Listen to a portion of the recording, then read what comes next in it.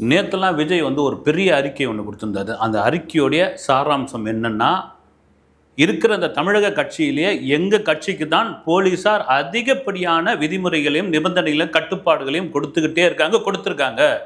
வேற எந்த கட்சியும் கிடையாது. எல்லா கட்சியும் மாநாடு நடத்திருக்கு, எல்லா கட்சியும் ஊர்வலம் நடத்திருக்கு, எல்லா கட்சியும் வந்து ரோட் ஷோ நடத்திருக்கு, எல்லா கட்சியும் மக்களை சந்திச்சிருக்கு.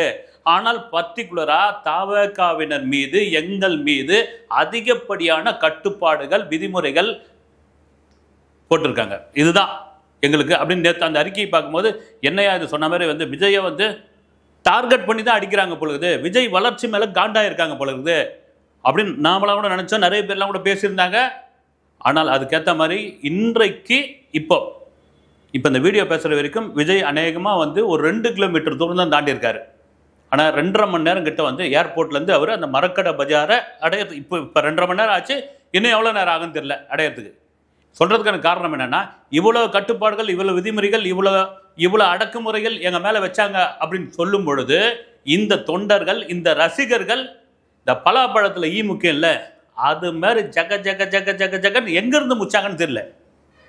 இதுதாங்க வந்து இதுதான் நீங்கள் அதுக்கு முன்னாடி புஷி ஆனந்த் கொடுத்தாரு, அறிக்கை கொடுத்தாரு. வந்து தொண்டர்கள்லாம் வந்து இதுவாருங்க, யாரும் கம்பத்து மேலே ஏறாதீங்க, யாரும் உயரமான கட்டடத்து மேலே ஏறாதீங்க, ஆம்புலன்ஸுக்கு வழி விடுங்க, போகிற பொதுமக்களுக்கு இடையூறு பண்ணாதீங்க, முக்கியமாக கர்ப்பிணி பெண்கள் வராதிங்க, சிறுவர்கள் வராதிங்க, வயசானவங்க வராதிங்க, என்ன சொன்னாலும் நாங்கள் அதெல்லாம் கேட்க மாட்டோங்க, நாங்கள் வந்து தாங்க தீர்வோம். நீங்கள் 1000ல் வர சொன்னால் நாங்கள் லட்சத்துலையும் கோடியிலையும் வருவோம். அதுதாங்க தாவேக்காருக்கு பலம்.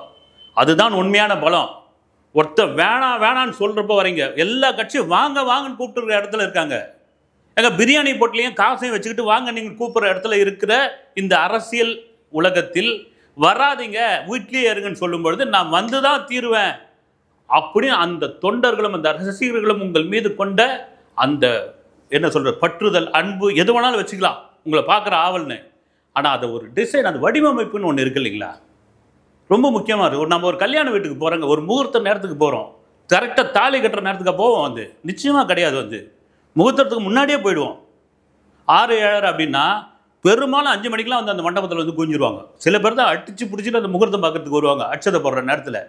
ஆனால் அந்த முகூர்த்தத்திற்கு தலைமை தாங்கக்கூடிய ஒருத்தர் அப்படின்னா அவர் முன்கூட்டியே ஒரு 1 மணி நேரம் 1.5 மணி நேரத்துக்கு முன்னாடி வந்துடுவார். காரணம் என்னன்னா, நம்ம தலைமையில் ஒரு நல்ல காரியம் நடக்குது, நம்மளை வச்சு தான் அந்த வீடியோ கவனிச்சுக்கிட்டு இருக்கு, நாமளே அங்கே முதல்ல போகலாம். எப்படி?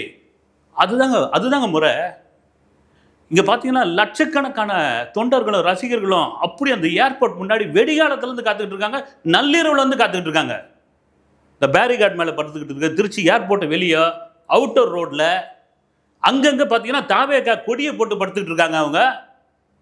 ஆனால் ஒரு தலைவர், நான் தயவு செய்து விமர்சனம் பண்ணுறேன்னு நினைக்காதீங்க. வந்து ஒரு தலைவர், உங்களுக்கு இவ்வளோ ஒரு பெரிய மாஸ் இருக்குது, ஒரு 2 மாநாட்டிலே நீங்கள் வந்து உங்களுடைய வலிமையை காமிச்சிங்க, கட்சி ஆரம்பித்து 2 வருஷம் தான் ஆகுது, இவ்வளோ பெரிய அன்பும் இவ்வளோ பெரிய கூட்டமும் உங்களுக்கு இருக்குன்னா, வீட்டில் நீலாங்கரை வீட்டில் சர்வ சாதாரணமாக டிஃபன் சாப்பிட்டு ஏதோ ஆடியோ லான்ச்சுக்கு போகிற மாதிரி அப்படி மெதுவாக கிளம்பி அந்த காரை எடுத்துக்கின்னு அப்படியே வந்து நீங்கள் இப்போ அதாவது பயணிகள் பயணிக்கிற பயணத்தில் விமானத்தில் கூட போகல, சார்ட்டர்ட் ஃப்ளைட்டு, உங்களுக்கு சொந்தமான தனி விமானம், அது எப்போ வேணாலும் வரலாம், பொறுமையாக ஏறி. நான் கூட என்ன நினச்சேன்னா, விஜய் இப்படி கிளம்புறாரு, 8:30 மணிக்கு கிளம்புறாரு, 9:30 மணிக்கு ரீச் ஆகிடுவார், அப்படியே ஒரு 10:30 மணிக்கு போய் சேர்ந்துருவாருன்னு போலன்னு பார்த்தா, இறங்குனதுலேருந்து இன்னைக்கு வரைக்கும் வெறும் இன்ச் பை இன்ச்சாக நீங்கள் நடந்து போனால் கூட சீக்கிரம் போயிடலாம்.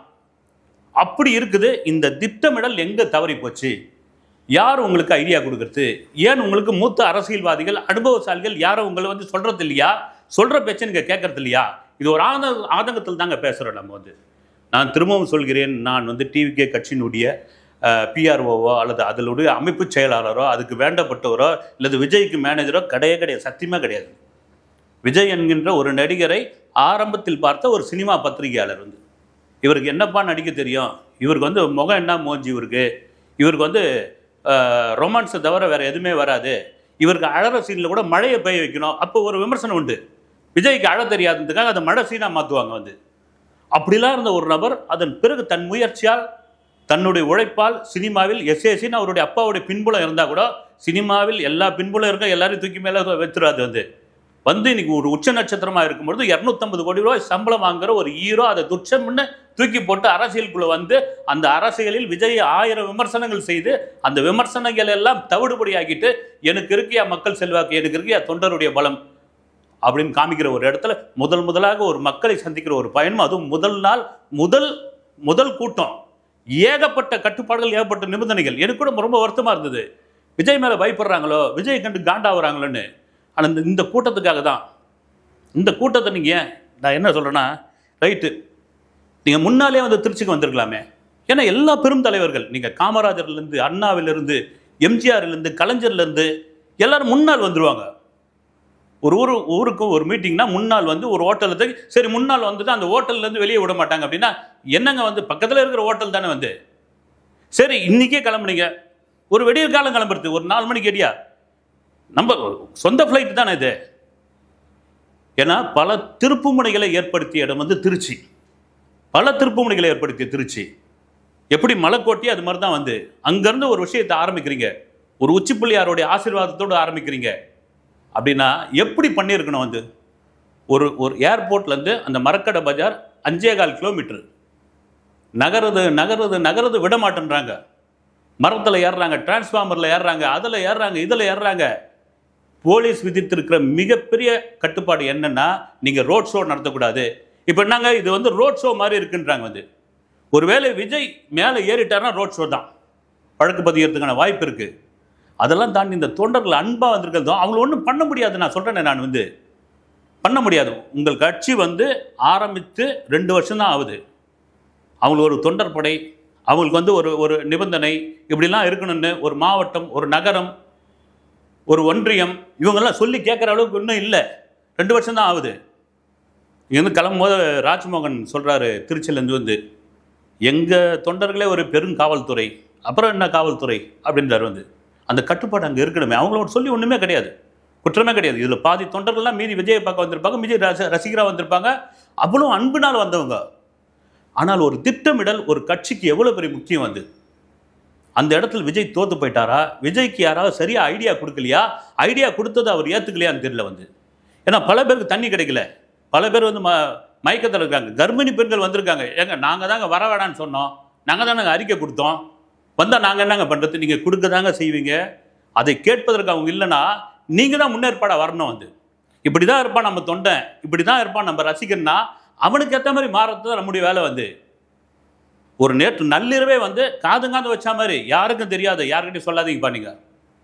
ஏன்னா தூத்துக்குடிக்கு எப்போ ஒரு துப்பாக்கி சூடு நடந்தப்போ யாராவது ஒரு பிட்டு ஆளுக்கு தெரிஞ்சுதா? அங்கெல்லாம் நற்பணி இயக்கத்துக்கே தெரிஞ்சுதா? அப்போ நற்பணி இயக்கம் ஒருத்தருக்கும் தெரியாத ஒரு நள்ளிரவில் விஜய் போய் இறங்கினாரு. அப்போ எப்படி? வாய்ப்பே இல்லை. போய் இறங்கி அன்றைக்கி இருக்கிற ஒரு ஹோட்டலில், அந்த ஹோட்டல் நிர்வாகத்துக்கிட்டே ஒரு ரெசார்ட்டில் யாராவது ஒரு தொண்டருடைய வீட்டில், பெரிய வீட்டில் தங்கிட்டு நீங்கள் கிளம்பி போயிருந்தீங்கன்னா, கிளம்பி வந்திருந்தீங்கன்னா இன்றைக்கி இந்த 10:35 10:40 முடிச்சுட்டு அடுத்து அரியலூர், பெரம்பலூர் போயிட்டே இருக்கலாம். இப்போ என்னென்னா அங்கே கொலாப்ஸ் ஆகும். இங்கேருந்து நீங்கள் அரியலூரோ பெரம்பலூரோ எப்படி போக முடியும்? வந்து இதுதான் திரும்ப சொல்கிறது. பல பேர் சொல்கிறது என்னென்னா, ஒரு கட்சி தொடங்கும் போதோ, அந்த ஒரு கட்சி வளரும் போதோ அந்த கட்சிக்கு பக்க பலமாக யார் இருப்பதுன்னா, ஏற்கனவே மாற்றுக் கட்சியில் இருந்த அனுபவசாலிகள். இந்த மாதிரி சுற்றுப்பயணத்தை நூற்றுக்கணக்கான பார்த்தவர்கள், இது போல மாநாட்டை நூற்றுக்கணக்கான மாநாட்டை நடத்திவங்க. அவங்க என்னன்னா அந்த அனுபவம் தான். தம்பி இப்படி வானாங்க, இப்படி பண்ணீங்கன்னா உங்களால் இறங்க முடியாது, உங்களுடைய பலம் என்னன்னு தெரியுங்க, நீங்கள் வாங்க, நீங்கள் வந்து ஒரு இடத்துல தங்க, நீங்கள் திருச்சியில் தங்க இல்லையா, அவுட்டரில் தங்க, முசிறியில் தங்க, கரூரில் தங்க, நான் உங்களை கூட்டு போகிறேன் வாங்க. இதுதான். ஏன்னா இப்படி வளர்ந்தவர்கள் எல்லாம் தங்களுடைய தலைவர்களை அசத்தி வளர்ந்தவங்க. வந்து இப்போ செங்கோட்டையன் கூட இருக்கார் இல்லைங்களா, அவர் எப்படி அந்த அதிமுக கட்சிக்குள்ள ஒரு சொல்கிறதுக்காக எம்ஜிஆர் வந்து வராரு, வந்து கோபிக்கு வராரு. அந்த காலகட்டத்தில் நான் சொல்கிறது ஒரு 40 வருஷத்துக்கு முன்னாடி 100 புல்லட்டில் ஊர்வலம் நடத்திருக்கேன். புல்லட்லாம் அப்போ பெரிய விஷயம். அந்த புல்லட்டை 100 புல்லட் அப்போ செங்கோட்டையன் வந்து ஒரு இளைஞர். வந்து அப்போ தான் அவர்கிட்ட அந்த பொறுப்பை கொடுத்துருக்காங்க, ஆர்கனைசேஷன் பொறுப்பை கொடுத்துருக்காங்க. இந்த பொறுப்பை நாம் செஞ்சுட்டா நாம் தான் கட்சிக்குள்ளன்னு. அப்போ எம்ஜிஆர் மிரண்டு போகிறாரா, யார் அந்த பையன் வந்து பிரமாதமாக பண்ண ஆரம்பி சொல்கிறாரு, கெட்டிக்கார ஆர்கனைஸ் பண்ணுறது பெரிய ஆள், சரி கூப்பிட்டு கட்சியில் போடு. இது மாதிரி உங்கள் கட்சியில் எவ்வளோ பேர் இருப்பாங்க, அவங்களெல்லாம் பிடிங்க, கண்டுபிடிங்க, இவங்கெல்லாம் இது பண்ணுங்க, ஒரு ஐடியா பண்ணுங்க. எப்படி வந்து அந்த மரக்கடை பஜாருக்கு எந்தவித சலசலப்பும் இல்லாமல் வந்து விஜய் அப்படி நின்று, நான் வரேன், நான் வந்துட்டேன், நண்பா நண்பின்னு ஆரம்பிச்சு அந்த எப்படி இருந்திருக்கும்? ஏங்க ஒவ்வொரு அரசியல் தலைவரும் உங்களை பார்த்து வைத்தறிச்சல் படுறாங்க. இப்படி ஒரு தொண்டர் பலம், இப்படி ஒரு ரசிகர் பலம் நமக்கு இல்லையேன்னு ஒவ்வொருத்தரும் வாயில வயிற்றுல அடிச்சுக்கிறாங்க. நீங்க என்னடானா இதை அசால்ட்டா வந்து லெஃப்ட் ஹேண்ட்ல டீல் பண்ணிக்கிட்டு இருக்கீங்க. இதெல்லாம் எப்படின்னு தெரியல. அதாவது முதல் கோணல் முற்றும் கோணல்ன்ற மாதிரி ஆகாது. ஆனால் அதே அடுத்தடுத்த நாங்கள் இப்போ தானங்க வந்திருக்கிறோம். இப்போ முதல்ல அதெல்லாம் வந்து அது அந்த காரணமே பொய்யான காரணமாக மாறும். எங்க கூகுள் மேப்பில் நீங்கள் போகிற இடம் ரெட்டில் காட்டுது, முழுக்க ரெட்டில் இருக்குது. வந்து அப்படியாப்பட்ட கூட்டம், குண்டூசி போட்டு குண்டூசி எடுக்க முடியாது. வந்து இது எல்லாம் அன்பினால் வெறும் திருச்சியில் மட்டும் இருந்து வந்தவங்க கிடையாது. நீங்கள் அடுத்து போக போட அரியலூர், பெரம்பலூர், அதுக்கு அடுத்து போக போகிற திருவாரூர், தஞ்சாவூர், டெல்டா பகுதி, மதுரையிலேருந்து கூட வந்திருக்காங்க. வந்து அப்படி கட்டுக்கடங்காத அந்த கூட்டம். ஒருவேளை போலீஸார் இதற்கு தான் வந்து அந்த விதிமுறைகள்லாம் கொடுத்தாங்களா? உண்மையாகவே ஒரு ஒரு ஒரு ஒரு 4-5 ஆம்புலன்ஸ் வர மாதிரியான ஒரு சூழ்நிலை இருந்தோ, அல்லது நீங்கள் கேட்ட மாதிரி சத்திரம் பேருந்து நிலையத்தில் இந்த மாதிரியான ஒரு கூட்ட ஏற்பாடு பண்ணியிருந்தோ என்ன ஆயிருக்கும்? வந்து இங்கே மரக்கடை பஜார் ஒரு முக்கியமான இடம் தான். ஆனால் திட்டமிடல் எங்கே இருக்குது? ஒரு திட்டமிடல்னால் தான் ஒரு எம்ஜிஆர், ஒரு கலைஞர், ஒரு ஜெயலலிதா எல்லாம் அதனால தான் வளர்ந்தவங்க. வந்து அந்த திட்டமிடல் எங்கே இருந்ததுன்னா தனக்கு கீழே தனக்கு மேலே இருந்தவங்க கிட்ட கேட்ட ஆலோசனை தான். விஜய் எங்கே தவறு செய்தார்? விஜய் யார் பேச்சும் கேட்கறது இல்லையா? நமக்கு தெரிஞ்ச நபர் என்னன்னா, சார் விஜய்க்கு சொல்கிறதுக்கு நிறைய பேர் இருக்காங்க, ஆனால் சொல்கிறதுக்கு பயப்படுறாங்க. ஒன்று சொன்ன பிறகு அவர் கேட்பாரா? எடுத்துக்க மாட்டார். அவருக்கு என்ன தோணுதோ அதான் பண்ணுவார். அதான் அவருடைய குணம்னு நான் ஷூட்டிங் ஸ்பாட்லேயே பார்த்துருக்கேன். நான் டைரக்டருக்கான ஹீரோ தான். சில சமயத்தில் வந்து அவர் ஒரு இது மாறிடுச்சுன்னா நான் இப்படி தாங்க நடிச்சுட்டு போவேன் அப்படின்னு. அது அரசியலுக்கு ஆகாது, சினிமாவுக்கு ஒன்றா ஆகும். இது ஆடியோ லான்ச் கிடையாது. வந்து இது வந்து பட பூஜை கிடையாது. வந்து